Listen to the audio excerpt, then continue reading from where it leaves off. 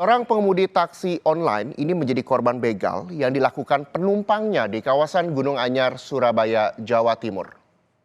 Korban mengalami luka di bagian leher hingga harus dirawat intensif di Rumah Sakit Dr. Sutomo, Surabaya.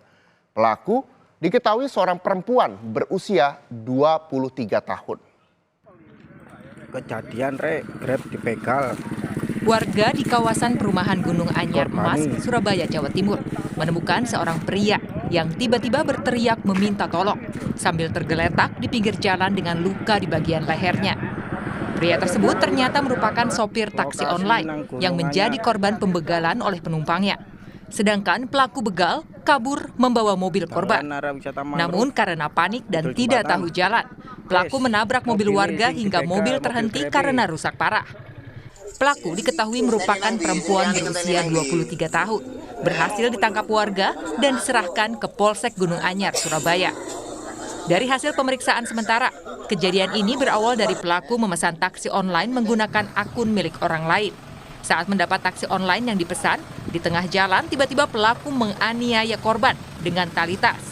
Korban melawan dan membuat pelaku nekat menusuk korban dengan pisau yang telah dibawanya. Menurut polisi, pelaku nekat melakukan aksinya karena butuh uang untuk liburan dan bekerja ke Australia. Menurut rencana, mobil korban akan dijual secara online dengan harga 50 juta rupiah. Akhirnya korban berontak lagi, dia kesakitan, turunlah keluar dari mobilnya. Mobil akhirnya dibawa pelaku kabur, dikuasai dibawa kabur.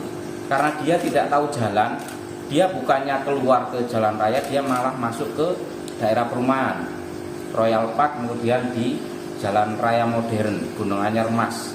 Dari situ dia panik karena diteriak-teriaki sama korban, menabraklah dia ke mobil warga sekitar sampai roda depannya mobil itu tidak bisa digerakkan.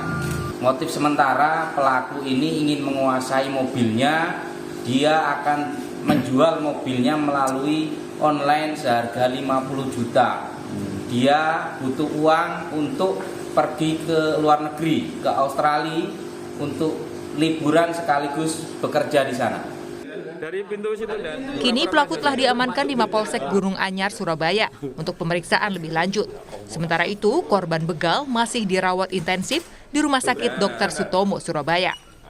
Mahendra Triginanjar, Kompas TV, Surabaya, Jawa Timur.